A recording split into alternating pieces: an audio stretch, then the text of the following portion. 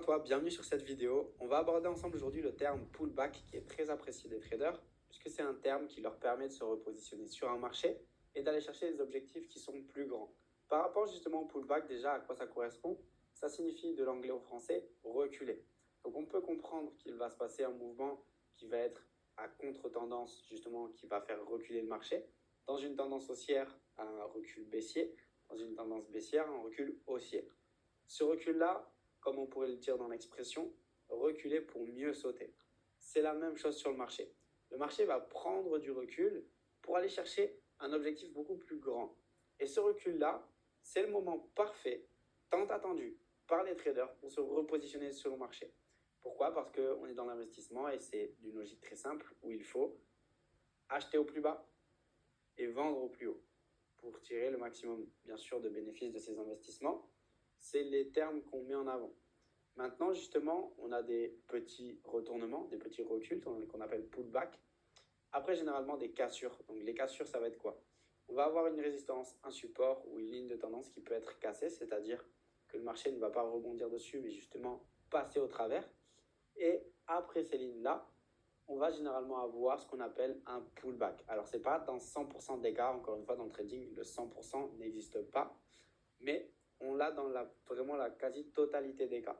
Et ce pullback donne la chance, encore une fois, aux traders de se positionner et de pouvoir, soit, on va dire, augmenter et rajouter de la valeur à leur investissement qui tourne déjà, soit placer un premier investissement grâce à ce pullback. Donc, au niveau justement de ça, on va aller voir un exemple très simple pour que vous puissiez avoir justement un visuel sur la chose. Premier point que vous voyez à gauche, c'est le pullback sur et surtout après le passage d'une résistance. Le marché, c'est la flèche qui est en train de monter noire.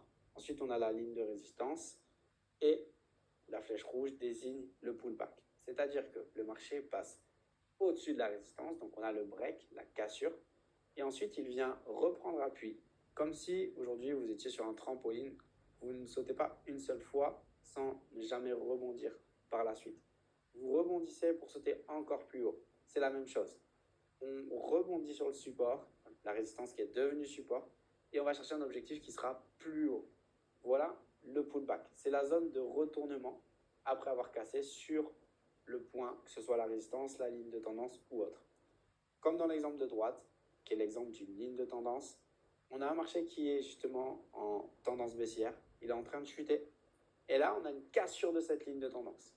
La cassure de cette ligne de tendance est faite par le haut et on voit le pullback s'effectuer. Donc l'appui sur la ligne de tendance qui est devenue justement une ligne de tendance support et il s'appuie dessus pour aller chercher un objectif qui sera beaucoup plus haut. Donc voilà ce qu'est un pullback. C'est tout pour cette vidéo. En vous souhaitant une très bonne journée, je vous dis à très vite sur de prochaines